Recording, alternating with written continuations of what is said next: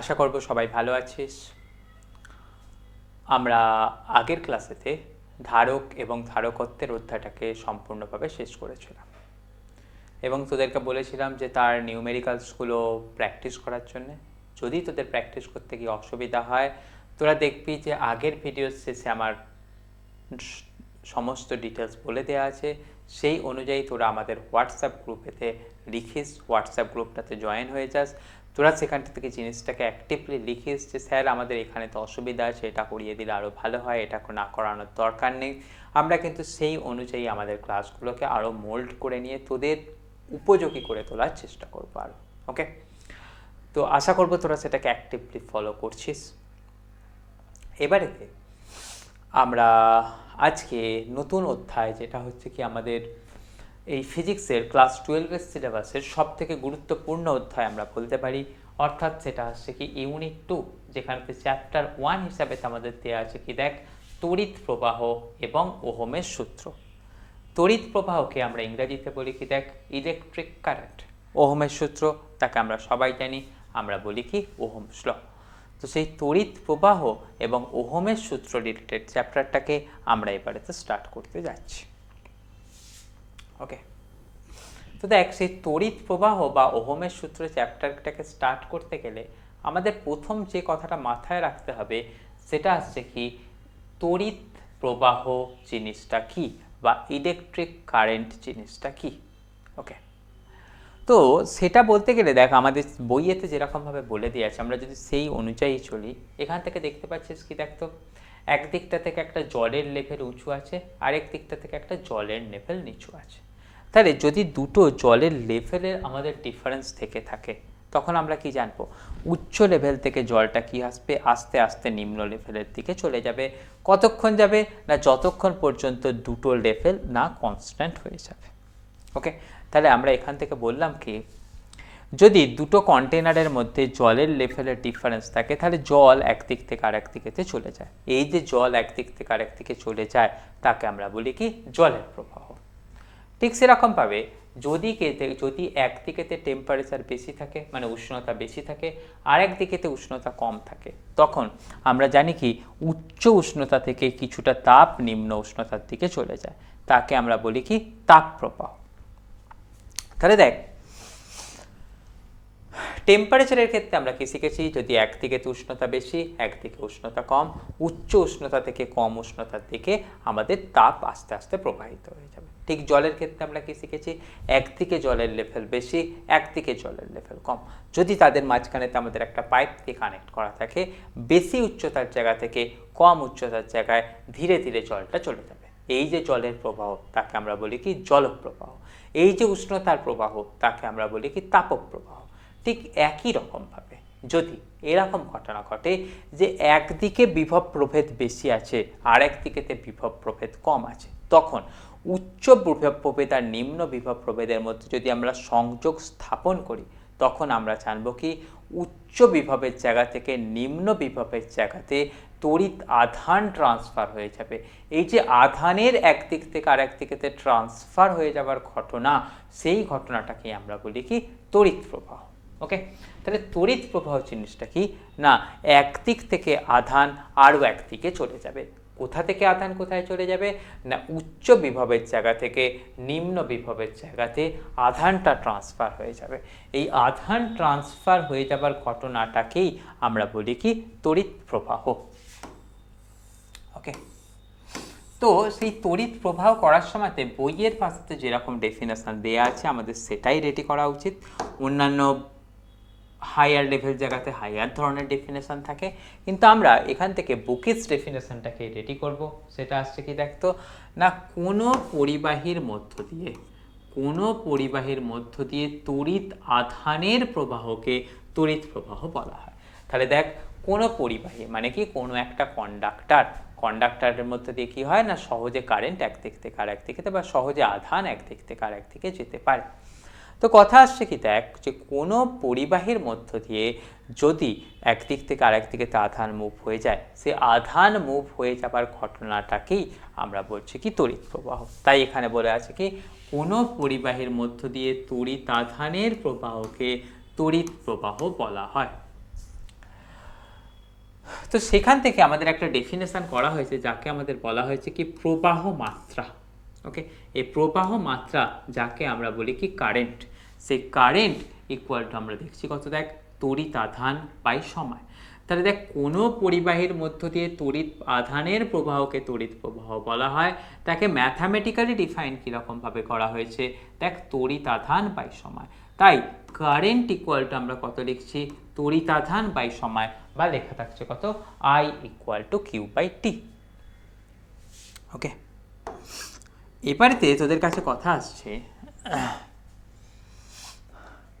এটাকে তাহলে অঙ্কের ভাষায় বা ডেফিনেশনের আকারে আরও একটা ডিফাইন করা যায়। সেটা আসছে, দেখ আমরা এখান থেকে দেখে নিয়েছি কি বুকিস ডেফিনেশন বলছে কি I equal to Q by T. Okay, তাহলে থাক I equal to Q by T. তাহলে তোরা এখান থেকে নিশ্চয়ই বলতে পারবি, যদি তোদের কখনো টি ইকুয়াল টু 1 হয়, অর্থাৎ টি ইকুয়াল টু 1 সেকেন্ড হয়, তখন I ইকুয়াল টু তোরা পেয়ে যাবি কত, কিউ। তাহলে তোরা এটাকে এরকমভাবেও ঘুরিয়ে বলতে পারিস যে একক সময়ে যে পরিমাণ আধান এক দিক থেকে আরেক দিকেতে ট্রান্সফার হয়ে যায় তাকেই আমরা বলবো কি তড়িৎ প্রবাহ। ওকে, তাহলে আমাদের এখান থেকে এটাকে বলতে পারবো কি একক সময়ে যে পরিমাণ আধান ট্রান্সফার হয়ে যায়, তাহলে তাকে আমরা বলবো কি charge transferred. Okay, in 1 second বা ইন ইউনিট সেকেন্ড, যা কিছু বলতে পারি, ইন 1 সেকেন্ড। কোথায় না, from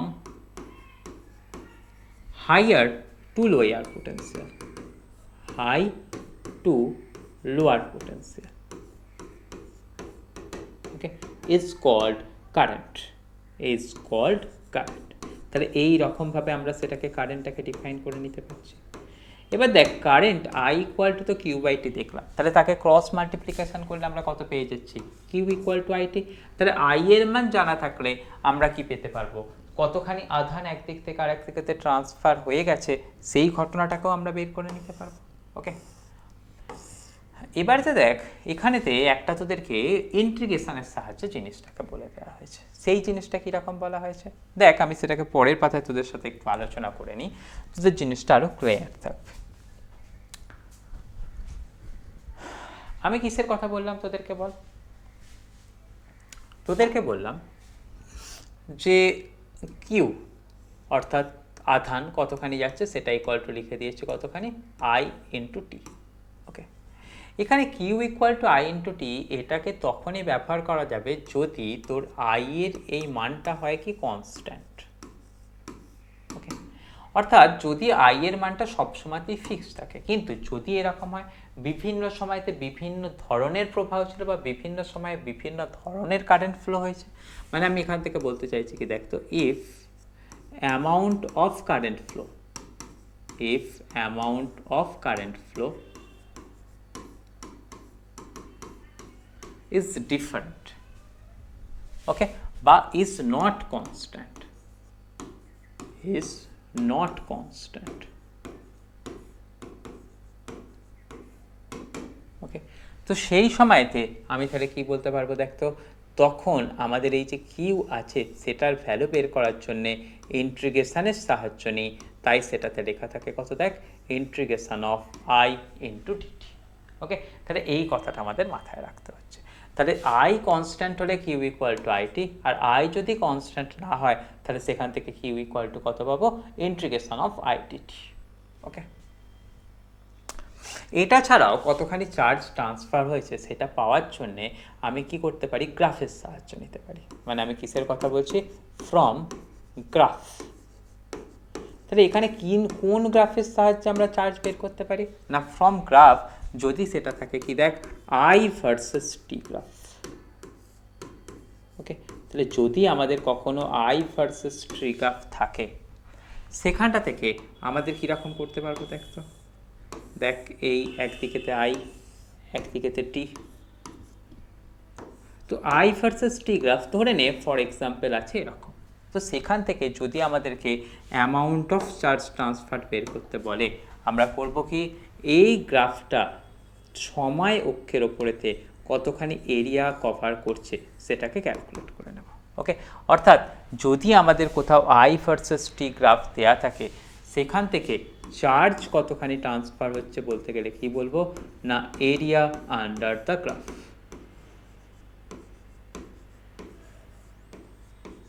okay, area under the graph. Okay, তাহলে দেখ তিনটে ভাবে আমাদের টোটাল চার্জ কতখানি ট্রান্সফার হয়েছে দেখতে পারি। একটা হচ্ছে কিউ ইকুয়াল টু আইটি, কখন? যখন আই এর value constant. Q equal to integration of I d t, কখন? না যখন আমাদের আই এর ভ্যালু কনস্ট্যান্ট নয়, আর যখন আমাদের গ্রাফ দিয়ে দেওয়া থাকবে তখন কিন্তু আমরা এরিয়া আন্ডার দ্য গ্রাফ করে ভ্যালুটাকে বের করে দেব। ওকে, তাহলে আমাদের এই জায়গাটা থেকে কিসের কথা শিখে নিলাম এই পেজটাতে? না সেটা শিখে নিলাম হচ্ছে কি দেখতো amount of charge transferred, amount of charge transferred.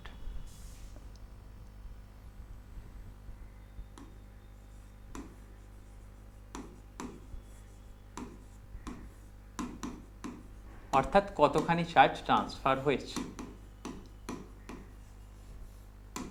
ওকে, তাহলে তোদের লেখানা রইল, তোরা এটাকে কমপ্লিট করে নিস। তার জন্য তোদের শিখিয়ে রাখলাম তিনটে ফর্মুলা। 1 নম্বর ফর্মুলা এখানে, 2 নম্বর ফর্মুলা এখানে, 3 নম্বর রুলস চলে গেল কোথায়? এখানে। ওকে, তাহলে রুলস অনুযায়ী তোরা সেটাকে অ্যাপ্লাই করে নিয়ে তোরা উত্তর বের করে নিস। এবারেতে দেখ এখানেতে তড়িৎ প্রবাহের এককের কথা নিয়ে আলোচনা করা হয়েছে। ওকে, তড়িৎ প্রবাহের এককের কথা নিয়ে আলোচনা করলে আমরা কিরকম ভাবে পাচ্ছি জিনিসটাকে দেখতো।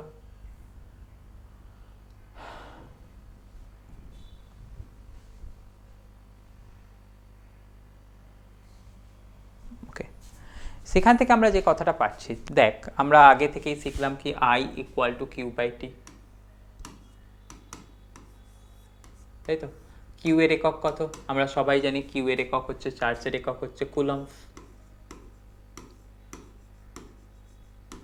ওকে, সময়ের একক কত? সেকেন্ড। তাহলে সেই কারেন্টের একক কত পাবো? Coulomb per second. কুলম্ব পার সেকেন্ডকেই আমরা অ্যাম্পিয়ার নামে প্রকাশ দিয়েছি। ওকে, তাহলে অ্যাম্পিয়ার হচ্ছে কি তড়িৎ প্রবাহের একক, যেটার আরও একটা নাম হয়ে যাবে কি কুলম্ব পার সেকেন্ড। ওকে, তাহলে অ্যাম্পিয়ার ইকুয়াল টু চলে আসবে কতখানি? Coulomb per second. এবারে তো দেখ যেরকমভাবে বললাম আই এর মান ডিফারেন্ট হতে পারে, ঠিক সেরকমভাবে যে এই যে চার্জ ট্রান্সফার হচ্ছে সেই চার্জ ট্রান্সফারটাও আমাদের ডিফারেন্সিয়াল ফরম্যাটেতে লিখলে কীরকমভাবে আসে, আর সেটা আসছে কি I equal to D Q by DT.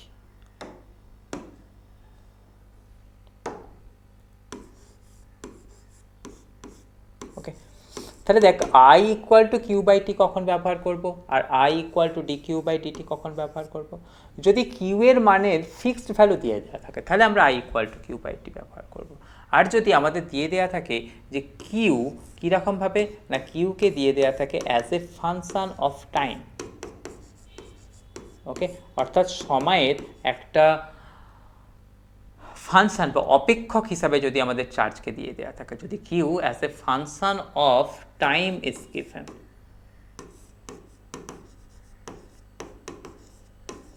তো সেই সময়তে আমাদের যদি আই বের করতে হয় তখন কিন্তু আমরা এই ডিফারেন্সিয়েশনের সাহায্য নিয়ে করব। আর যদি টোটাল চার্জের ভ্যালু দিয়ে দেওয়া থাকে তাহলে এখান থেকে আমরা কি করব? I equal to Q by T ব্যবহার করে করব। ওকে, তাহলে এখান থেকে আমি কি শিখে নিলাম? How to find I.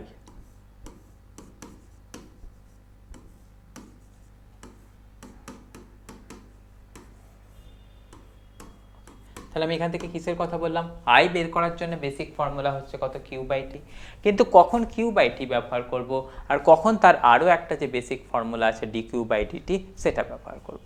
যদি কিউ এর মানটা সময়ের ফাংশন হিসাবে দেওয়া থাকে আমি ডি কিউ বাই ডিটি ব্যবহার করব। আর যদি টোটাল চার্জ টোটাল টাইমেতে কতটা ট্রান্সফার হচ্ছে সেটা দিয়ে দেওয়া থাকে আমি তাহলে কী করব? না কিউ বাই টি ব্যবহার করব। হলো?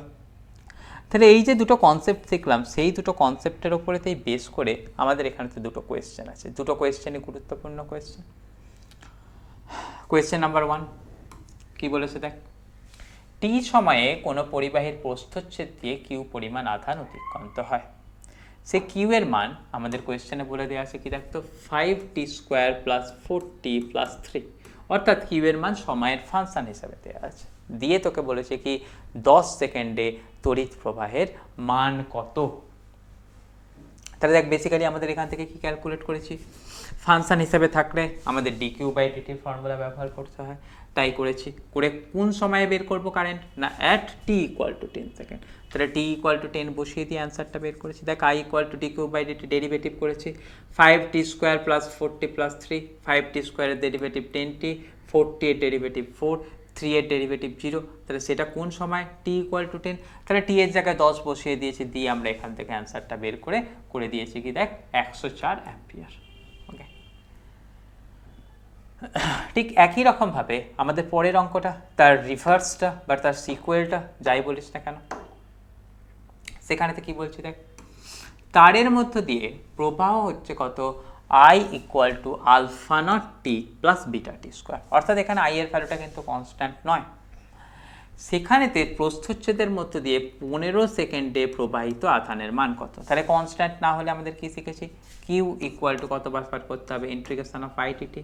তাহলে দেখ আই ভ্যালুটা কত ছিল, alpha naught t plus beta t square, এখানে বসিয়ে দিলাম। দিয়ে এবারেতে কি করতে হবে, তার ডিফারেন্সিয়েশন ইন্টিগ্রেশন করতে হবে। আলফা নট টি এর ডিফারেন্স ইন্টিগ্রেশন কত এসছে দেখ, alpha naught into t square by 2, beta t স্কোয়ারের ইন্টিগ্রেশন কত এসছে দেখ, বিটা টি কিউব বাই 3। এবার লিমিটটা বসিয়ে দিয়েছি, দিয়ে যে ভ্যালুটা বেশি করেছি সেটাই আসছে কি আমাদের টোটাল কতখানি চার্জ ট্রান্সফার হবে। তাহলে এই কথাটাকে কিন্তু তোদেরকে দেখে নিতে হচ্ছে। তাহলে 1-এর দাগের কোয়েশ্চেন ইম্পর্টেন্ট, 2-এর দাগের কোয়েশ্চেন সেটাও ইম্পর্টেন্ট, তোরা সেটাকেও দেখে নিচ্ছিস।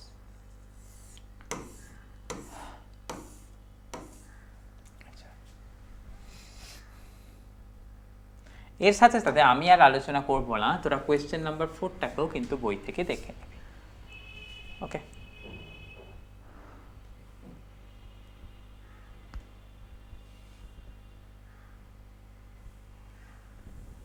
আচ্ছা এরপরেতে আমাদের এখানটাতে পড়ে দেওয়া আছে কি দেখ, তড়িৎ প্রবাহের প্রচলিত দিক। আমরা সবাই জানি তড়িৎ প্রবাহ কোন দিক থেকে কোন দিকে হয়, উচ্চ বিভব থেকে নিম্ন বিভবের দিকে যায়। ঠিক তাহলে সেই পুরো টপিকটা জুড়ে এই কথাটাই বলা আছে, তোরা একবার রিডিং পড়ে দেখে নিস। কিন্তু এটার মেন লাইন হলো ওটাই যে তড়িৎ প্রবাহের প্রচলিত দিক কি হয়, তড়িৎ প্রবাহ সবসময় উচ্চ বিভব থেকে নিম্ন বিভবের দিকে প্রবাহিত হতে থাকে।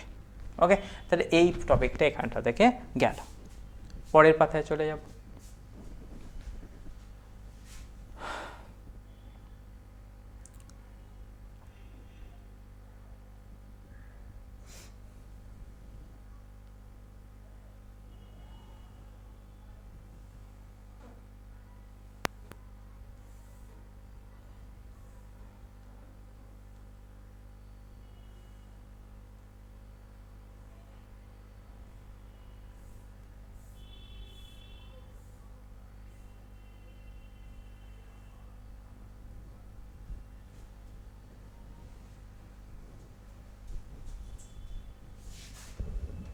ওকে, এরপরে আমরা পরের পার্টটাতে চলে যাব।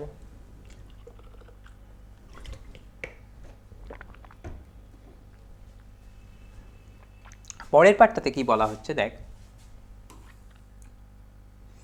দেখ কারেন্টকে দুটো ভাগে ক্লাসিফাই করা আছে। একটা পার্টকে বলা আছে কি দেখ সমপ্রবাহ, আর একটা পার্টকে বলা আছে কি দেখ পরিবর্তী প্রবাহ। সমপ্রবাহকে ইংরাজিতে বলা হয় কি ডাইরেক্ট কারেন্ট, সংক্ষেপে বলা হয় কি ডিসি। আর পরিবর্তী প্রবাহ সেটা বলা হচ্ছে কি অল্টারনেটিং কারেন্ট, বা ইংরাজিতে তাকে বলা হয়েছে কি এসি। তাহলে এখানেতে ঘটনাটা কীরকম, কোনটাকে বলবো এসি, কোনটাকে বলবো ডিসি। দেখ আমাদের এখান থেকে তড়িৎ প্রবাহ হওয়ার জন্য আমাদের মনে কর এখান থেকে বলা হচ্ছে কি এ থেকে বি এর দিকে তড়িৎ প্রবাহ হচ্ছে। ওকে, তাহলে এ আর বি এই দুটোর মধ্যে আমাদের কি থাকতে হবে, নিশ্চয়ই একটা ওয়্যার দিয়ে আমাদের কানেকশন করে রাখা থাকতে হবে। তো দেখ আমাদের বলে রাখা হলো কি, তাহলে এই একটা ওয়্যার আছে, যে ওয়্যার দিয়ে আমাদের এখান থেকে দুটো জায়গাকে আমরা কানেক্ট করে রেখেছি। যদি এরকম ঘটনা ঘটে, দেখ যতক্ষণ ধরে প্রবাহ হচ্ছে পুরো সময়টাতেই তড়িৎ আধানটা এ থেকে বি এর দিকে গেল। মানে আমি এখান থেকে যে কথাটা বলতে চাইছি, আধান এ থেকে বি এর দিকেই সব সময়তে যাচ্ছে, মানে কারেন্টটা এ থেকে বি এর দিকেই যাচ্ছে, অর্থাৎ কারেন্টটা একই ডিরেকশানে যাচ্ছে। অর্থাৎ আমি সেখান থেকে বলছি এখানেতে যে প্রবাহটা আছে সেই প্রবাহটা হচ্ছে কি একমুখী। ওকে, তাহলে যদি আমাদের কখনো একমুখী প্রবাহ হয় তাকে আমরা বলবো কি, যে তাকে আমরা বলবো হচ্ছে যে ডাইরেক্ট কারেন্ট বা সমপ্রবাহ। কিন্তু যদি এরকম হয় কখনো কখনো এ থেকে বি এর দিকে যাচ্ছে, আবার কখনো কখনো বি থেকে এর দিকে যাচ্ছে, অর্থাৎ তার ডাইরেকশানটা বদল হচ্ছে, তো সেই রকম সময়তে আমাদের যে প্রবাহটা হয় তাকে আমাদের বলা হচ্ছে কি পরিবর্তী প্রবাহ। তাহলে একমুখী প্রবাহের সময় সর্বদাই দেখছি কারেন্ট কোথা থেকে কোথায় যাচ্ছে, এ থেকে বি এর দিকে যাচ্ছে। কিন্তু যদি আমাদের এখান থেকে পরিবর্তী প্রবাহের কথা বলি বা অল্টারনেটিং কারেন্টের কথা বলি,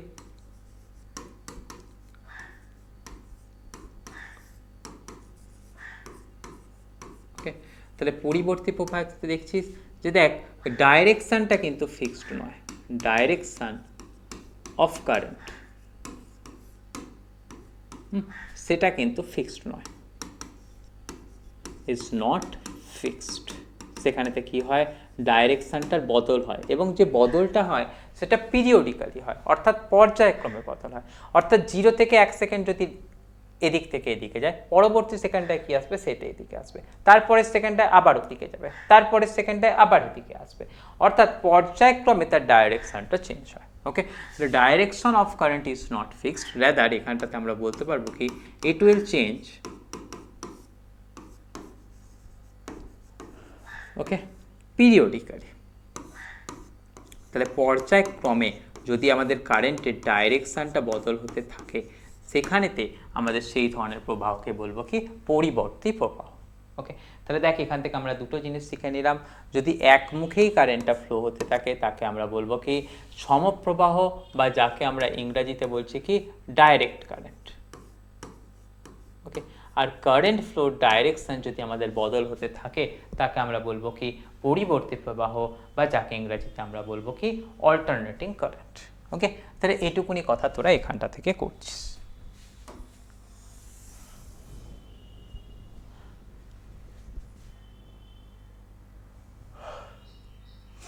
আচ্ছা, এখানটা থেকে বাকি আর কোনো জিনিস তোদের করার দরকার নেই।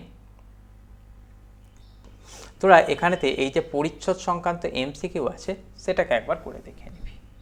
ওকে, কিসের কথা বলা হচ্ছে দেখ, এক মিনিট, এটাকে আমি একটুখানি বোর্ডটাকে ক্লিয়ার করে নিই।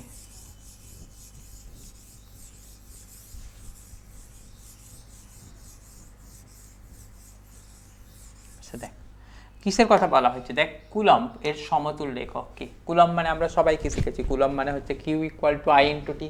তাহলে এর ক্ষেত্রে যে একক সেটা আমাদের থাকবে কত, অ্যাম্পিয়ার ইন্টু সেকেন্ড, সেই জন্যে আমাদের একক হিসাবে এখান থেকে আরেকটা অ্যাম্পিয়ার ইন্টু সেকেন্ড আছে।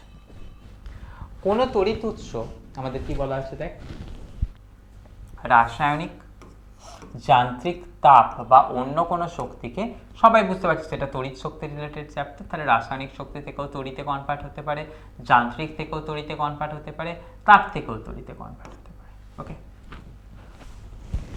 তারপরেতে কিসের কথা বলা আছে দেখ, যে একটি তারের মধ্য দিয়ে প্রবাহ মাত্রা IT equal to 10 plus 60 square দিয়ে তোকে বলেছে কি 2 সেকেন্ডে পরিবাহের কোনো প্রস্থচ্ছেদের মধ্য দিয়ে প্রবাহিত আধানের পরিমাপ কত আসবে।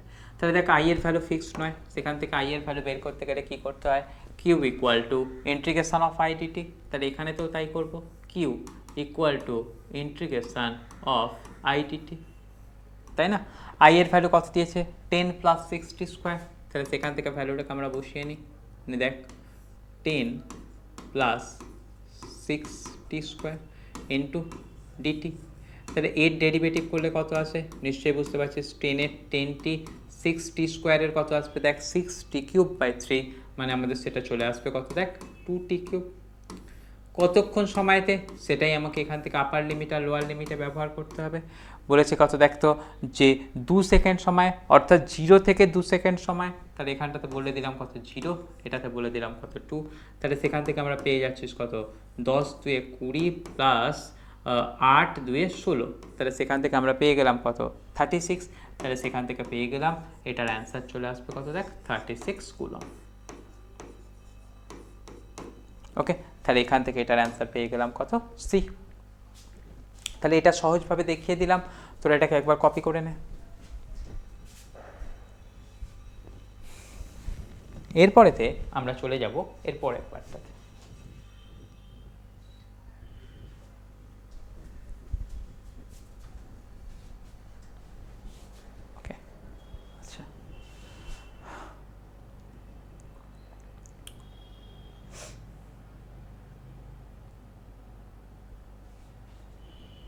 এরপরেতে আমরা চলে যাব হচ্ছে যে এই ঘটনাটা।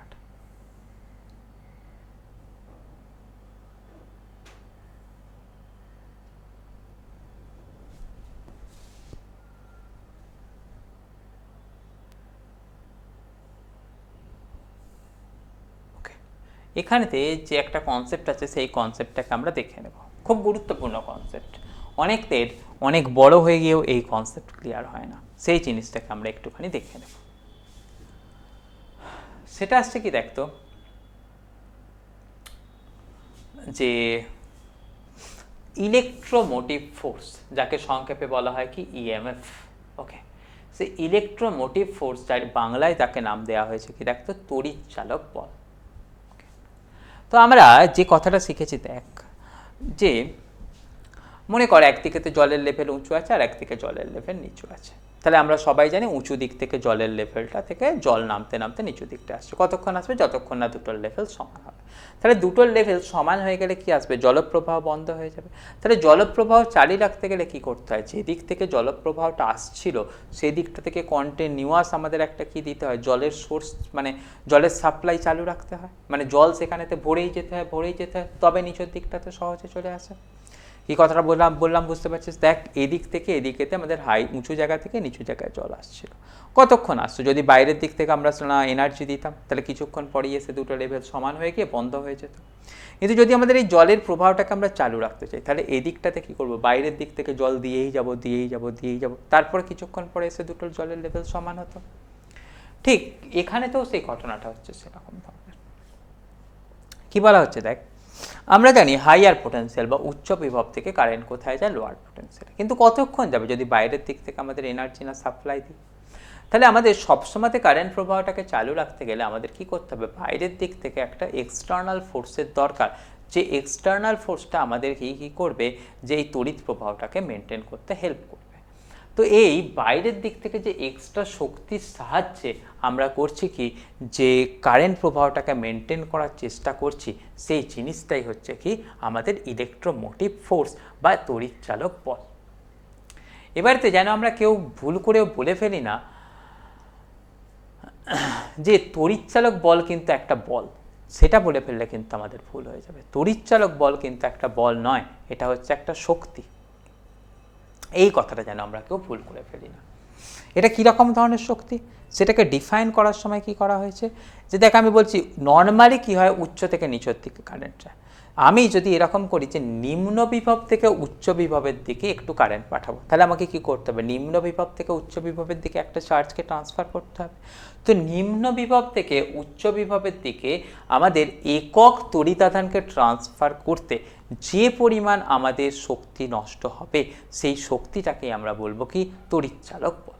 ওকে, তাহলে আমি এখান থেকে কথা বললাম কি, নিম্ন বিভব থেকে উচ্চ বিভবের দিকে কোনো তড়িতাধানকে ট্রান্সফার করার জন্যে আমাদের যে পরিমাণ এক্সটার্নাল শক্তির দরকার হবে তাকেই আমরা বলবো কি তড়িৎচালক বল। তাহলে কথা যেন কেউ ভুল করে না ফেলে, তড়িৎচালক বল কিন্তু একটা বল নয়, সেটা হচ্ছে কি একটা শক্তি। এটা শক্তিটা কি করে না, ডিফাইন করার জন্য এরকম বলবো যে নিম্ন বিভব থেকে উচ্চ বিভবের দিকে যদি একটা চার্জকে বা একক চার্জকে ট্রান্সফার করতে চাই, তার জন্য যে পরিমাণ শক্তির দরকার তাকেই আমরা বলবো কি তড়িৎচালক বল। এবারেতে তাহলে সেটাকে ডিফাইন করে তো ফেললাম, সেটাকে ম্যাথামেটিক্যালভাবে কীরকম ডিফাইন করছে দেখ, সেটার জন্য আমাদের বইয়ের দিকটাতে একটু ফলো করব। দেখ কি বলা আছে, তড়িৎচালক বল মানে কত? দেখ, তড়িৎ শক্তির পরিমাণ ডিভাইডেড বাই স্থানান্তরিত তড়িতাধান। ওকে, তাহলে এইরকমভাবে আমাদেরকে এই জিনিসটাকে দেখে নিচ্ছিস। তাহলে দেখ, তড়িৎচালক বল বলতে আমরা বুঝে নিলাম কি, নিম্ন থেকে উচ্চ বিভবে একক তড়িতাধানকে স্থানান্তরিত করার জন্যে যে পরিমাণ শক্তির দরকার হয় তাকে আমরা বলবো কি তড়িৎচালক বল। ওকে, এবারেতে আমাদের এখান থেকে যে কথাটা মাথায় রাখতে হবে সেটা আসছে কি, দেখ তড়িৎচালক বলের ডেফিনেশন, ম্যাথামেটিক্যাল পার্টটা। সেখান থেকে আমরা বলছি কি, দেখ তো তড়িৎচালক বল সেটাকে আমরা ইংরাজিতে বলেছি কি যে ইলেকট্রোমোটিভ ফোর্স। সেই ইলেকট্রোমোটিভ ফোর্স ইকুয়াল টু কত আছে দেখ, তড়িৎ শক্তির পরিমাণ বাই স্থানান্তরিত তড়িতাধান। ওকে, তাহলে এখান থেকে আমরা কি দেখছি, দেখ তো তড়িৎচালক বল যাকে ইংরাজিতে বলছি কি, দেখ তো আমরা ইএমএফ, সেটার ভ্যালু কত আছে দেখ তো তড়িৎ শক্তির পরিমাণ। তড়িৎ শক্তি, সেটা একটা তো শক্তি, শক্তি মানে সেখান থেকে তারা বলছিস কি কার কথা, ওয়ার্ক ডান, সেই ওয়ার্ক ডান বাই স্থানান্তরিত তড়িতাধান, তাহলে সেটাকে বলবো কতখানি কিউ। তাহলে দেখ ওয়ার্ক ডান তার একক কত, তার একক আমরা সবাই জানি হচ্ছে কত জুল, কুলম তার একক মানে চার্জ তার একক কত কুলম, তাহলে ইএমএফ এর একক কত আসবে জুল পার কুলম, আর এই জুল পার কুলম এটাকেই আমরা আবার বলি কি ভোল্ট। তাহলে আমরা এখান থেকে দেখে নিচ্ছি ভোল্ট ইকুয়াল টু কত আসছে দেখ তো জুল পার কুলম, আর এই ভোল্টটাই হচ্ছে কি না তোর ইউনিট অফ ইএমএফ। ওকে, তাহলে ইএমএফ জিনিসটা কি আমরা এরকমভাবে দেখে নিচ্ছি।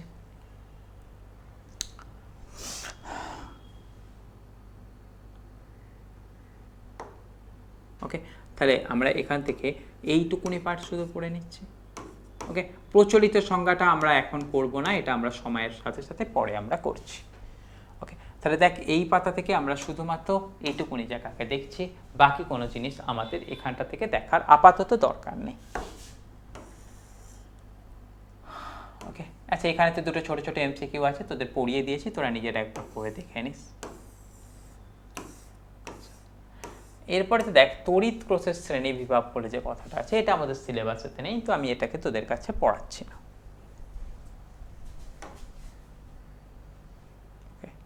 এখানে তো যদি দেখ এই গৌণ কোষ বা সঞ্চায়ক কোষ এই জিনিস আমাদের সিলেবাসেতে নেই, আমাদের করার দরকার নেই। এবারেতে আমরা যে জায়গাতে চলে যাব, যেটা আমাদের সিলেবাসেতে আছে, সেই জিনিসটা হচ্ছে কি দেখতো এই ওহমের সূত্রের বিবৃতি। ওকে, সেই ওহমের সূত্রের বিবৃতিটা থেকে আমাদের সিলেবাসেতে ডিটেলসে দিয়ে দেওয়া আছে, তো সেই জায়গাটা থেকে আমরা আলোচনা করা স্টার্ট করব।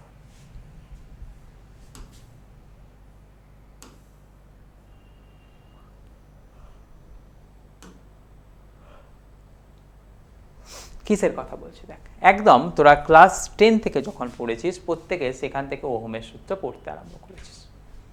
কীরকমভাবে তোরা ওহমের সূত্র পড়েছিস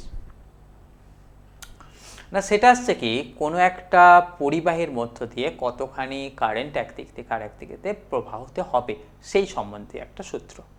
এই সূত্রটা বলেছে কি না, এই সূত্রটা বলেছে কোনো পরিবাহীর আশেপাশে যদি তাপমাত্রা এবং অন্যান্য ভৌত অবস্থা অপরিবর্তিত থাকে, এই লাইনটা কিন্তু খুব ইম্পর্টেন্ট, তাপমাত্রা এবং অন্যান্য ভৌত অবস্থা অপরিবর্তিত থাকতে হবে। অপরিবর্তিত থাকলে আমরা জানি কোনো পরিবাহীর মধ্য দিয়ে প্রবাহ মাত্রা তার অ্যাক্রসের বিভব প্রভেদের সমানুপাতিক হবে। ওকে, তাহলে এই কথাটাকে কিন্তু আমাদেরকে প্রত্যেককে দেখে রাখতে হবে, এর মধ্যে কিন্তু ভুল করলে হবে না। কিসের কথা বললাম দেখ, যে তাপমাত্রা এবং অন্যান্য ভৌত অবস্থা অপরিবর্তিত থাকলে কি বললাম, কোনো পরিবাহীর প্রবাহ মাত্রা তার দুপ্রান্তের বিভব প্রভেদের সমানুপাতিক হবে। একদম বেসিক ডেফিনেশন বারবার করে বলে নিলাম, আমাদের কিন্তু অবশ্যই এই জিনিসটা দরকার পড়ছে। তাহলে আমি কিসের কথা বলছি দেখ,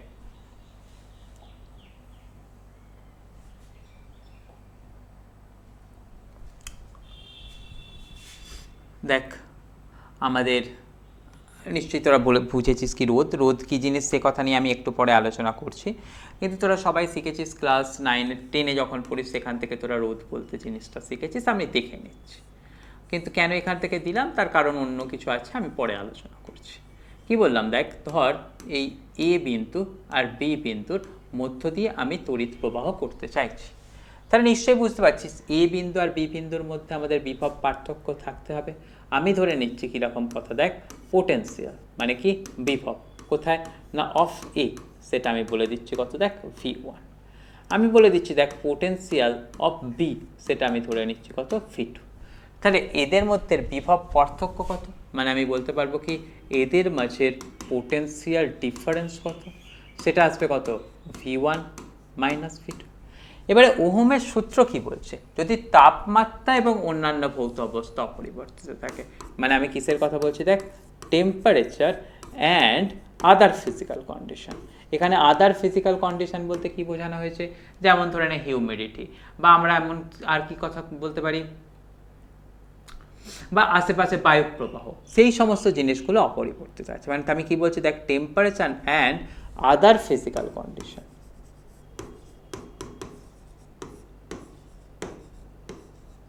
ওকে, ওকে, যদি আমাদের না পরিবর্তন হয়, মানে আমাদের বলে দেওয়া থাকছে কি টেম্পারেচার এবং আদার ফিজিক্যাল কন্ডিশন সেম, তখন এর মধ্যে দিয়ে যে তড়িৎ প্রবাহ হবে সেটা আসছে কি তার অ্যাক্রসের বিভব প্রভেদের সমানুপাতিক, অর্থাৎ V1 মাইনাস V2 এর সাথে প্রপোর্শনাল। ওকে, তাহলে সেখান থেকে আমরা একটা কাজ করতে পারি, দেখ উল্টো কথাটাও লিখতে পারি, V1 minus V2 by I, অর্থাৎ প্রবাহ মাত্রা, সেটা ইকুয়াল টু তাহলে কী থাকবে, কনস্ট্যান্ট।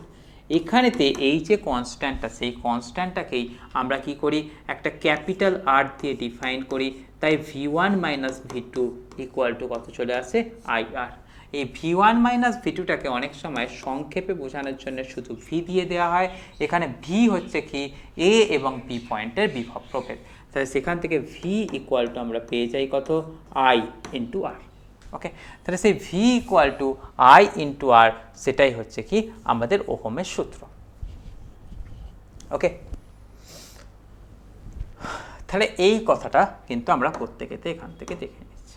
তাহলে দেখছি কি, দেখ যে V is proportional to I, এবং সেখান থেকে আমরা পেয়ে গেলাম কত, V ইকুয়াল টু IR। আরটাকে আমরা বললাম কি রোধ, বা এই আরটাকে বললাম কি রোধক, যেই জিনিসটাকে আমরা রেজিস্টার নামে পরিচয় দেব। তো এবারেতে এখান থেকে একটা কথা দেখ, ওহমের সূত্র অনুযায়ী আমরা একটা কথা শিখে ফেললাম যে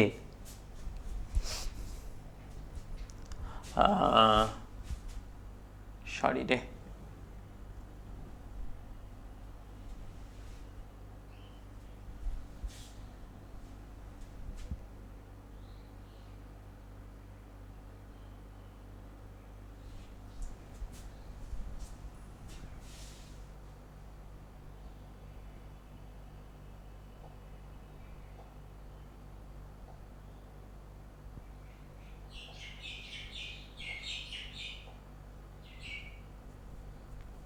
আচ্ছা, ওহমের সূত্র থেকে আমরা একটা কথা শিখে নিলাম, দেখ সেটা আসছে কতখানি না, V equal to I into R।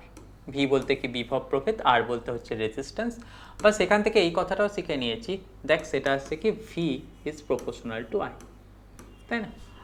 তাহলে এবারেতে যদি আমরা এরকম একটা গ্রাফ ড্র করি, অর্থাৎ V versus I graph draw করি, তাহলে V versus I graph draw করলে কীরকম ঘটনাটা পেতাম, দেখ তো, দেখ এদিকটাতে নিয়ে নে V, এদিকটাতে নিয়ে নে কাকে, I।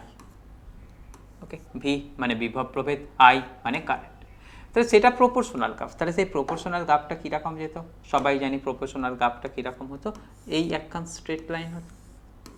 ওকে, তাহলে দেখ এই যে স্ট্রেট লাইনটা হলো, এই স্ট্রেট লাইনটা হচ্ছে কি V ভার্সেস I এর গ্রাফ। এখান থেকে যদি আমরা এর স্লোপটাকে ক্যালকুলেট করি, অর্থাৎ M equal to tan theta calculate করি, সেই জিনিসটাই আমরা কাকে পাবো না, রেজিস্ট্যান্স। তার কারণ কি, দেখ এই যে V ইকুয়াল টু IR, সেই V ইকুয়াল টু IR সেই জিনিসটা কার সাথে সমান, সেটা হচ্ছে কি দ্যাট ইজ সিমিলার টু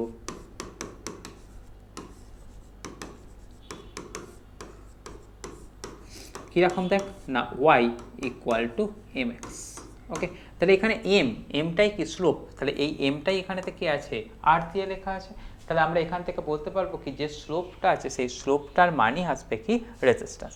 তাহলে V ভার্সেস I গ্রাফ থেকে যদি আমাদের কখনো স্লোপটাকে ক্যালকুলেট করে নিই, তাহলে আমরা সেখান থেকে পেয়ে যাব কি রেজিস্ট্যান্সের ভ্যালু পেয়ে যাব।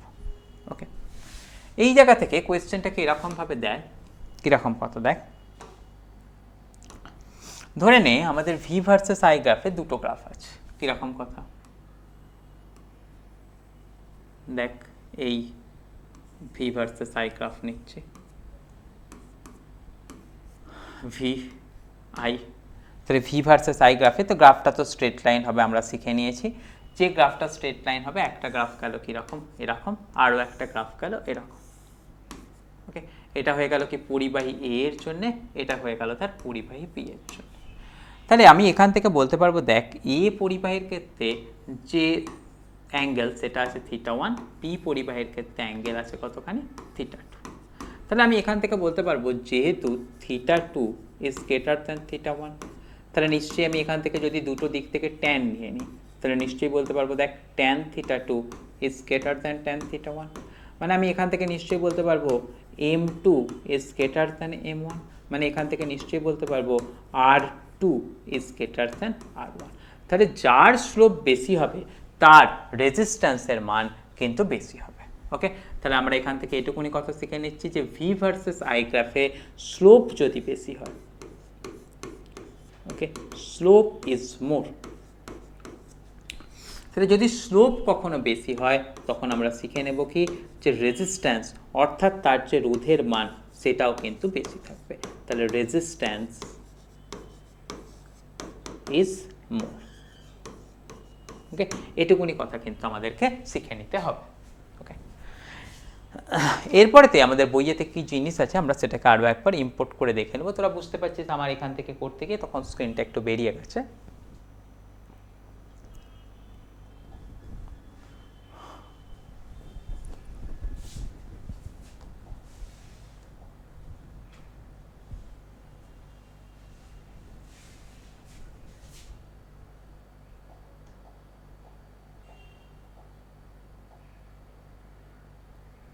আচ্ছা,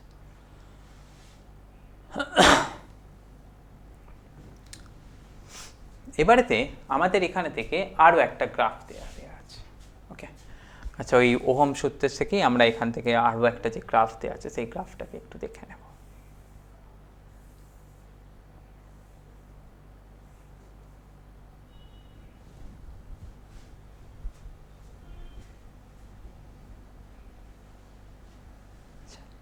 দেখ আমাদের এখান থেকে যেটা আলোচনা করছিলাম যে ভি ভার্সেস আই গ্রাফ যেটা নিয়েছি সেখানে সে দেখ গ্রাফটা সরল রেখা ছিল, এটাই আমাদের ওহমের সূত্রের বেসিক কথা ছিল।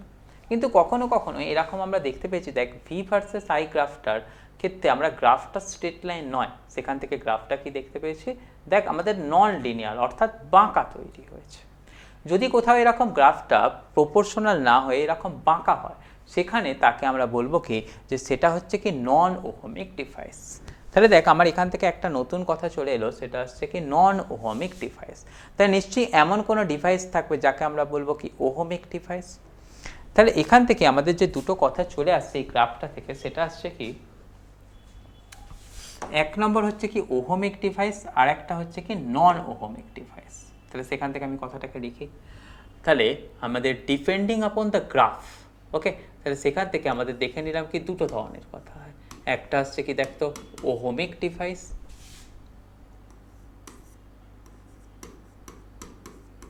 ওকে, আরও একটা যে কথা চলে এলো সেটা চলে এলো কি দেখ নন ওহমিক ডিভাইস।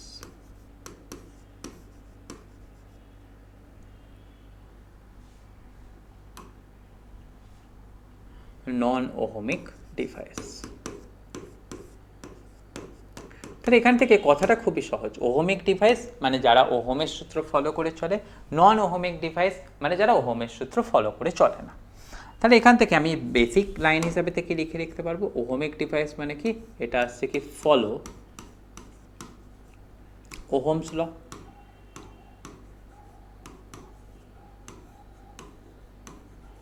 ওকে, আর নন ওহমিক ডিভাইস মানে আমাদের এখান থেকে সেটাকে বলে রাখতে হবে কি দেখতো doesn't follow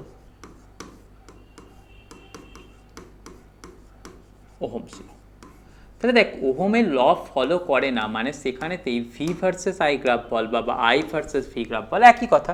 V versus I যদি তোর প্রপোর্শনাল হয় তাহলে আই ভার্সেস ভি সেটাও কি থাকবে, সেটাও প্রপোর্শনাল থাকবে। মানে আমি এখান থেকে বলতে পারবো কি এটার ক্ষেত্রে গ্রাফটা একটা স্ট্রেট লাইন হবে, এটার ক্ষেত্রে গ্রাফটা কি আসবে একটা স্ট্রেট লাইন হবে না। তাহলে এখান থেকে আমরা বলবো কি দেখ এখান থেকে বলবো এদের ক্ষেত্রে আই ভার্সেস ভি গ্রাফ। ওকে, সেটা থাকছে কি ওহমিক ডিভাইসের ক্ষেত্রে নিশ্চয়ই বুঝতে পারছি। তাহলে আই ভার্সেস ভি গ্রাফ কি থাকবে একটা স্ট্রেট লাইন। ওকে, তাহলে নন ওহমিক ডিভাইসের ক্ষেত্রে আমাদের কি বলতে পারবো দেখ I versus V graph is not straight line মানে কি ইজ নন লিনিয়ার, তাই তো। তাহলে সেই কথাটাই আমাকে এখান থেকে শিখে রাখতে হবে। তাহলে দেখ আমাদের এখান থেকে এই কথাটা চলে গেল। এবার দেখ তোদের যেরকম আমি বলছিলাম যে গ্রাফটা আমাদের ওহমিক ডিভাইস বা ওহমের সূত্র ফলো করে চলে সেখান থেকে আমরা রেজিস্ট্যান্সের ভ্যালু বের করার জন্য কি করলাম না তার স্লোপটাকে ক্যালকুলেট করেছিলাম। মানে আমি এখান থেকে যদি কথাটাকে ঘুরিয়ে এরকম বলি এরকম বলতে পারবো দেখ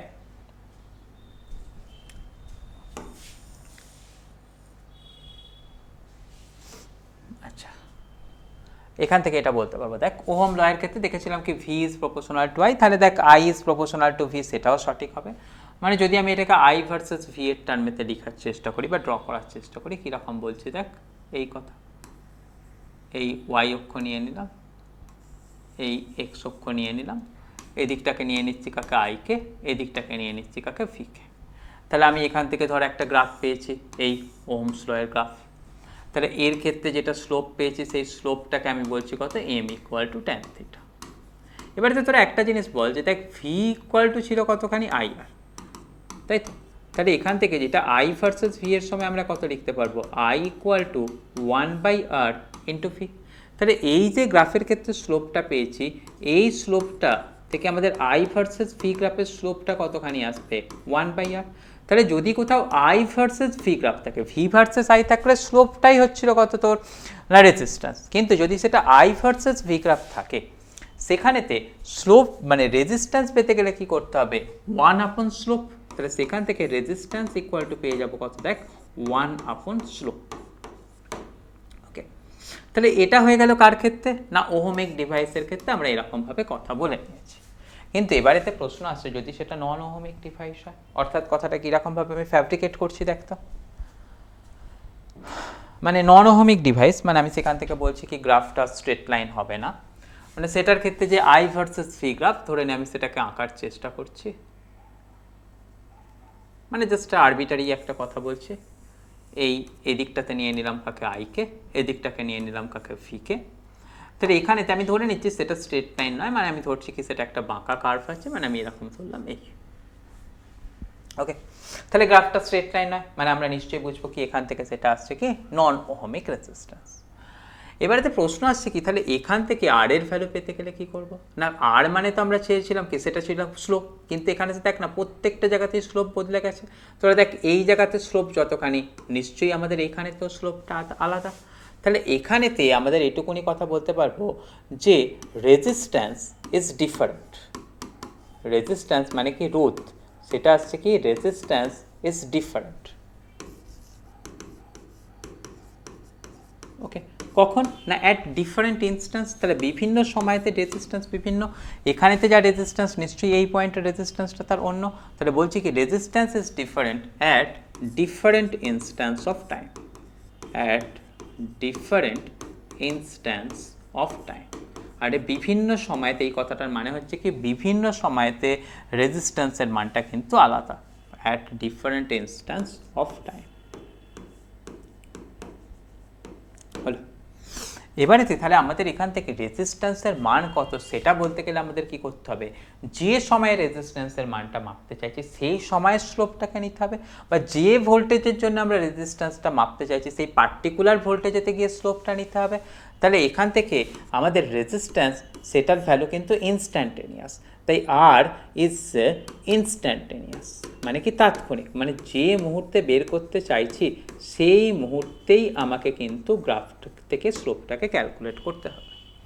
মানে আমি যদি বলি দেখ এই যে পয়েন্ট হচ্ছে এ, এই পয়েন্টের স্লোপ মানে রেজিস্ট্যান্স নিতে চাচ্ছি, তাহলে এই পয়েন্টের রেজিস্ট্যান্স নিতে গেলে কী করতে হবে, প্রথমেতে এই পয়েন্টে আমাকে কি করতে হবে, একটা ট্যানজেন্ট ড্র করতে হবে। সেই ট্যানজেন্টটা আমাদের কতখানি অ্যাঙ্গেল ক্রিয়েট করছে সেটা দেখতে হবে। আমি ধরে নিচ্ছি এখানটাতে সে অ্যাঙ্গেল ক্রিয়েট করেছে কতখানি, θ1। তাহলে আমি এখানটা থেকে যে ট্যানজেন্টটা আঁকলাম তার স্লোপ কতখানি পেয়ে গেলাম, না তার স্লোপ পেয়ে গেলাম হচ্ছে tan θ1। তাহলে tan θ1 পেয়ে গেলে এ বিন্দুতে যদি আমাকে রেজিস্ট্যান্স বের করতে বলে, তাহলে আমাকে যখন বলবে কি দেখ তো রেজিস্ট্যান্স কোথায়, না অ্যাট এ।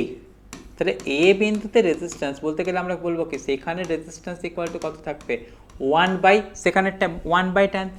কেননা আমরা শিখে নিয়েছি কি দেখ আই ভার্সেস ভি গ্রাফ হলে আমাদের কি হয় 1/, স্লোপ করলে রেজিস্ট্যান্স পাই। তাহলে এখানটা থেকেও রেজিস্ট্যান্স কতখানি পেয়ে যাব, 1/tan θ। তাহলে সেখান থেকে কত আছে 1/tan θ1।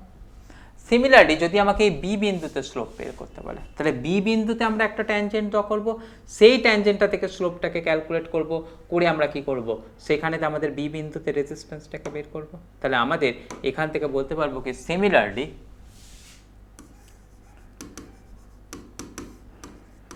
Similarly resistance at B, সেটা আমাদের চলে আসবে কতখানি না, সেখান থেকে আর এর ভ্যালু কত পেয়ে যাব, যদি সেখানে তো স্লোপটা tan θ2 হয়, মানে সেখান থেকে পাবো কত 1/tan θ2।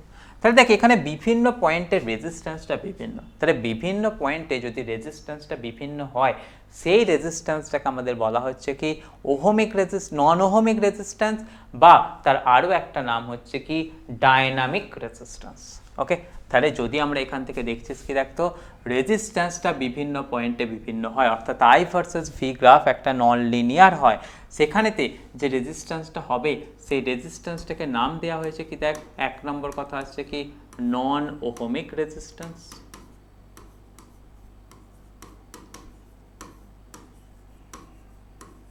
ওকে, সেটাকেই তোর আরও নাম দিয়ে বলা হচ্ছে কি দেখ, সেটাকেই বলা হচ্ছে কি দেখ ডাইনামিক রেজিস্ট্যান্স। ওকে, সেটাকেই আরও তোর নাম দিয়ে বলা হচ্ছে কি দেখ এসি রেজিস্ট্যান্স। ওকে, তাহলে নন ওহমিক রেজিস্ট্যান্স তারই কিন্তু এই তিনটে নাম আছে, যে তিনটে নামকে কিন্তু আমাদেরকে প্রত্যেককে রেডি করে নিতে হচ্ছে। আর আরও একটা কথা, আমরা এতক্ষণ ধরে রেজিস্ট্যান্স বলে আলোচনা করছি, সেই রেজিস্ট্যান্সের একক কত হয়, আর এর ইউনিট কত হয়। দেখ সবাই আমরা শিখেছি ক্লাস 10-এর বই থেকে আর এর ইউনিট হয় কতখানি ওহম। ওকে, যেটাকে আমাদের কীরকম দিয়ে সিম্বল দিয়ে লিখি, এই রকমভাবে সিম্বল দিয়ে লিখি, হলো। তো এটা চলে গেল কার কথা, আমাদের আর এর এককের কথা। এবার দেখ আমাদের অনেক সময়তে এর যে এককগুলো আছে না, সেই একক মানে ভি ইকুয়াল টু আইআর আছে, তো ভি ইকুয়াল টু আইআর এর ডাইমেনশান আমাদেরকে কিন্তু অনেক সময়তে বের করতে বলে। ওকে, তো সেই ডাইমেনশানের কথাটা কীরকমভাবে আসছে সেটাও আমরা একটুখানি দেখে নেব। তারও আগে তোদের সাথে আরও একটা আমি আলোচনা করে নেব, সেটা আসছে কি দেখ, তো ওহম তো হয়ে গেল কি যে দেখ আমাদের, আচ্ছা আমি লিখি, না লিখলে তোদের কাছে ক্ল্যারিটি আসবে না।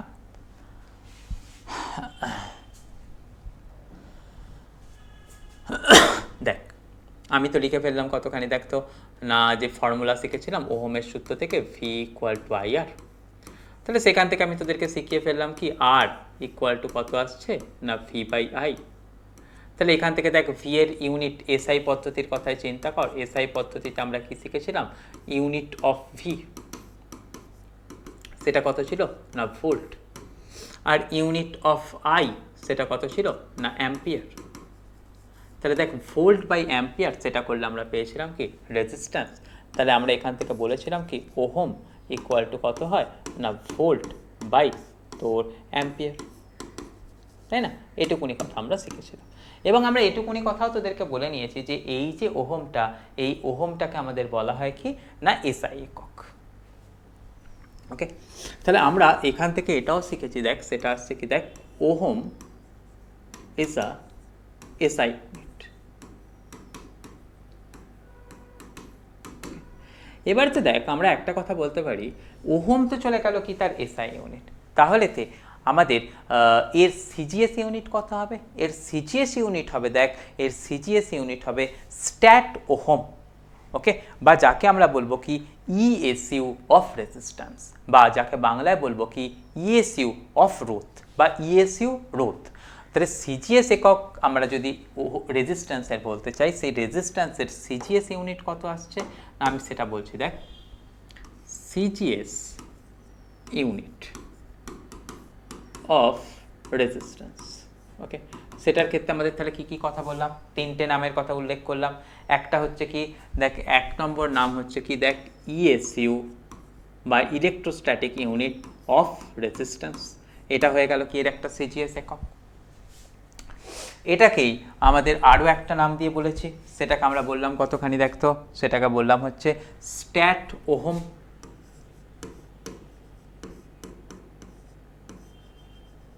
ওকে, তাহলে ইএসইউ অফ রেজিস্ট্যান্স বা স্ট্যাট ওহম দুটোই হচ্ছে কি এর সিজিএস একক, বাংলায় সেটাকে বলা হয় কি ইএসইউ রোধ। ওকে, তাহলে তার ভ্যালু কতখানি আসবে, তাহলে তার ভ্যালু পেতে গেলে আমাদের নিশ্চয়ই বুঝতে পারছিস যে ভোল্ট আর অ্যাম্পিয়ারের সিজিএস ভ্যালুগুলোকে ব্যবহার করতে হবে। তো ঠিক আছে, চল আমি একেবারে তার রিলেশন সহ জিনিসটাকে দেখে নিচ্ছি। দেখ আমি তাহলে পড়লাম কি 1 ওহম ইকুয়াল টু কত ভোল্ট বাই অ্যাম্পিয়ার, মানে কত 1 ভোল্ট বাই 1 অ্যাম্পিয়ার, ঠিক আছে না। এবার দেখ ভোল্টের সিজিএস একক কত হয়, ভোল্টের সিজিএস একক হয় কতখানি, ইএসইউ। তাহলে সেখান থেকে আমি সেটার ভ্যালু কতখানি লিখতে পারবো, দেখ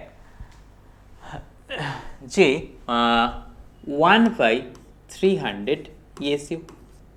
আর দেখ 1 অ্যাম্পিয়ার, ওকে, এই 1 অ্যাম্পিয়ার বলতে গেলে তার ভ্যালু কতখানি আসে না 3 × 10⁹, ওকে। সেটাকে সিজিএস পদ্ধতিতে আমাকে লিখতে গেলে সেটার ভ্যালুটাকে লিখতে হয় কতখানি না 3 × 10⁹, ওকে। এই কথাটার মধ্যে যেন কেউ ভুল করে ফেলিস না। তাহলে আমাদের দেখ অ্যাম্পিয়ারটাকে যদি আমরা সিজিএসএতে কনভার্ট করতে চাই, মানে কারেন্টটাকে সিজিএসএতে কনভার্ট করতে চাই, তাহলে সেটাকে আমাদের লেখা হয় কত, 1 অ্যাম্পিয়ার = 3 × 10⁹ সিজিএস ইউনিট। তাহলে 1 ওহম ইকুয়াল টু আমাদের কত চলে আসছে, দেখ তো 1 ওহম ইকুয়াল টু চলে আসছে দেখ 1/9 ইন্টু তোর কত পেয়ে যাচ্ছিস, নিচে 10⁻11 যাচ্ছে, মানে উপরটাতে আমাদের কত পেয়ে যাবো 10⁻−11, ওকে। তাহলে আমরা এখান থেকে পেয়ে গেলাম কত 1/9 × 10⁻−11। এটা হচ্ছে কি তোর তার যে এত স্ট্যাটো, ওকে। তাহলে 1 ohm equal to 1/9 × 10⁻−11 stat ohm, okay. এটুকুনি কথা কিন্তু তাহলে আমাদেরকে দেখে রাখতে হবে। এবার তো দেখ এই সিজিএস ইউনিট তো চলে গেল রেজিস্ট্যান্সের, এটা ছাড়া আরও একটা আমাদের প্র্যাকটিক্যাল ইউনিট আছে, যে প্র্যাকটিক্যাল ইউনিটটাকে আমরা বলি কি ইএমইউ রেজিস্ট্যান্স, ওকে। তাহলে আমরা বলছি কি দেখ রেজিস্ট্যান্সের আরও একটা প্র্যাকটিক্যাল ইউনিট আছে, সেটা আসছে কি দেখ, দাঁড়া একটু কালারটা চেঞ্জ করে নিই, অ্যানাদার প্র্যাকটিক্যাল ইউনিট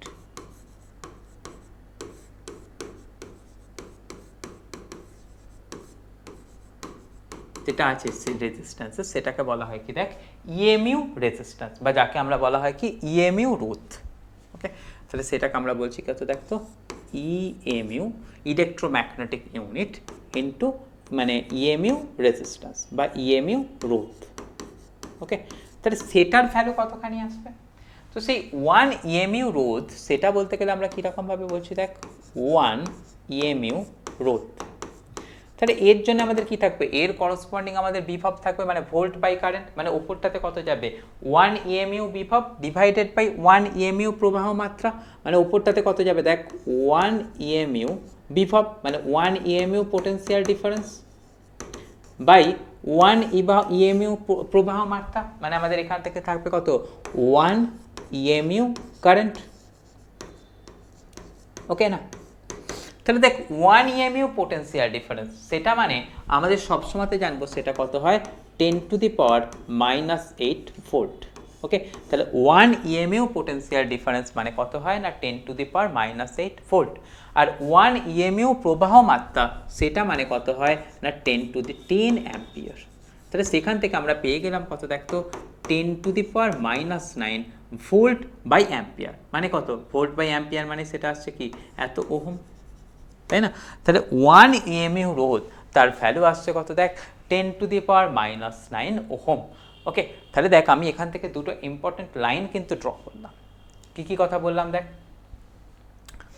একটা আসছে কি সিজিএস ইউনিট অফ রেজিস্ট্যান্স কত আসবে, সিজিএস ইউনিট অফ রেজিস্ট্যান্স এলো কতখানি দেখ স্ট্যাট ওহম, আর 1 স্ট্যাট ওহম ইকুয়াল সাথে আমাদের ওহমের সম্পর্ক কি 1 ohm equal to 1/9 × 10⁻−11 stat ohm.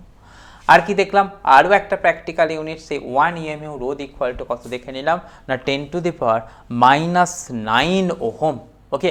এই সূত্রটা মানে এই রিলেশনটা কিন্তু তোদেরকে প্রত্যেককে মাথায় রাখতে হবে, কখন কীরকমভাবে এমসিকিউ এসে যায় সেটা কিন্তু আমরা জানি না, ওকে। এই চলে গেল তোর এটা ছাড়া তোদের আরও একটা জিনিস লাগে, সেটা হচ্ছে কি না এর ডাইমেনশনটা আমাদের কাছে রাখে, ওকে। অর্থাৎ কার ডাইমেনশনের কথা বলছি না রেজিস্ট্যান্সের ডাইমেনশনের কথা বলছি। তো সেই রেজিস্ট্যান্সের ডাইমেনশনটা আমরা একটুখানি দেখে নিই, দেখ অর্থাৎ মাত্রা অফ রোধ, ওকে। মানে আমরা এখান থেকে বলছি কি রোধের মাত্রা, যাকে আমরা ইংরেজিতে বলি কি ডাইমেনশন অফ রেজিস্ট্যান্স,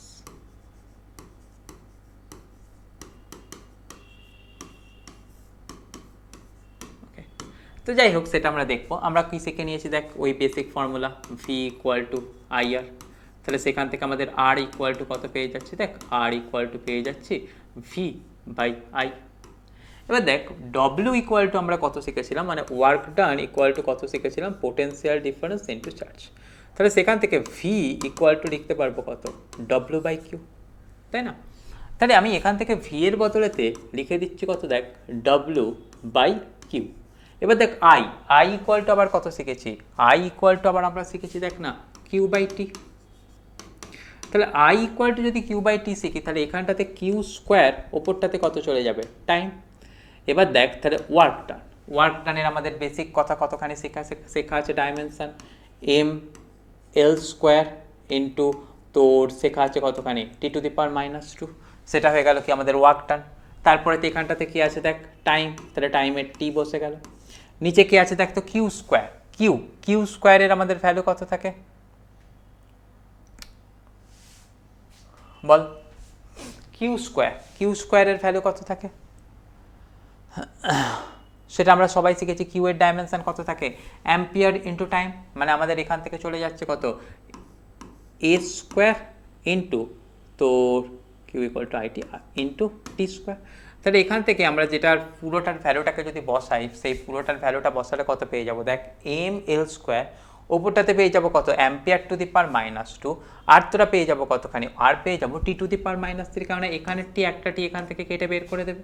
তাহলে আমরা এখান থেকে পেয়ে যাচ্ছি কত দেখ না, M L square A to the power -2 into দেখ টি টু দি পাওয়ার -1 নিচে টি, তাহলে সেখান থেকে পেয়ে যাচ্ছে কত, টি টু দি পাওয়ার -3। তাহলে এটা হয়ে গেল কি আমাদের যে রোধ আছে সেই রোধের ডাইমেনশন। ওকে, এটাও একটা ইম্পর্টেন্ট জিনিস যেটা তোদেরকে দেখে নিতে হচ্ছে।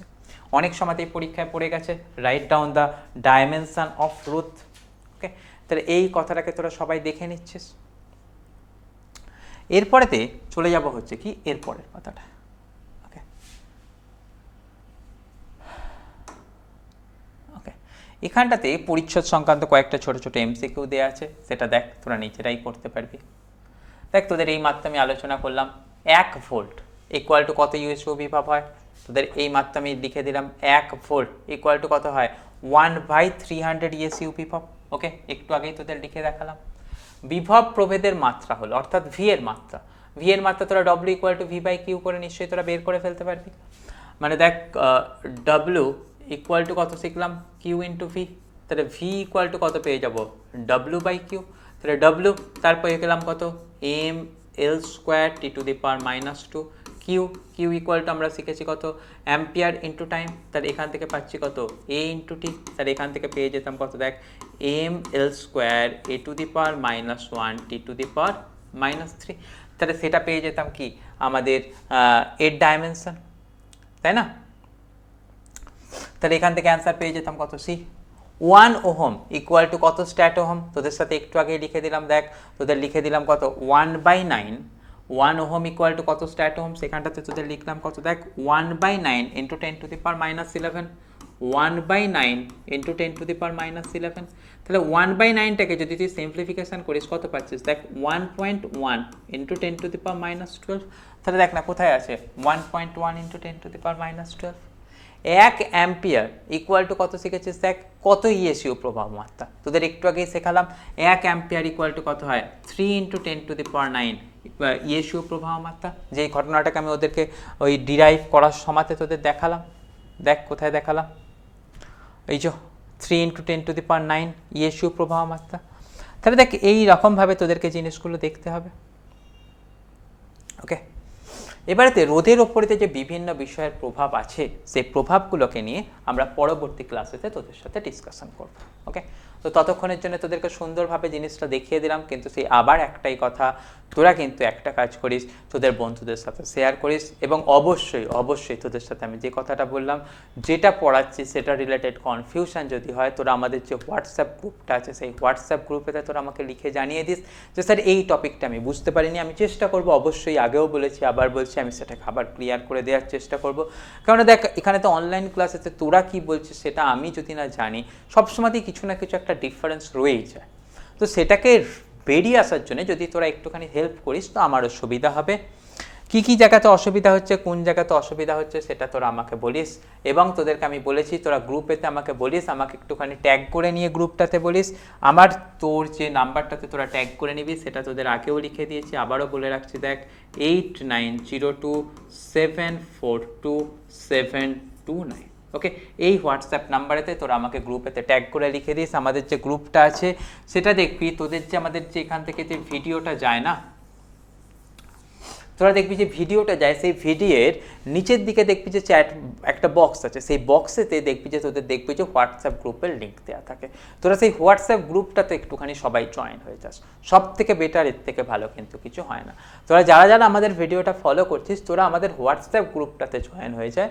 জয়েন হয়ে গেলে তোদের অনেকটা সুবিধা হবে, তোরা সেখানেতে আমার সাথে ডাইরেক্ট কমিউনিকেট করতে পারবি। ডাইরেক্ট কমিউনিকেট করলে তোদের প্রত্যেকটা ক্লাসেতে যে যে সমস্যা আসছে, বা আর কি তোদের স্কুলের পরীক্ষার জন্য স্কুলের স্যারেরা আলাদা কি করিয়ে দিয়েছে, আর কি করিয়ে দিলে তোদের স্কুলের এক্সামটাতেও তোদের বেটার হবে, সেটা তোরা আমাদের সাথে লিখে যদি জানিয়ে দিস, আমি কিন্তু সেটা তোদের হেল্প করবো। ওকে, তো আশা করবো তোরা বন্ধুদের সাথে এটা শেয়ার করছিস, ভিডিওটাতে কিন্তু একটা অবশ্যই লাইক দিয়ে দিস, এটাতে যেন ভুল না হয়। ওকে, চল, বাই বাই, টাইম বাইং।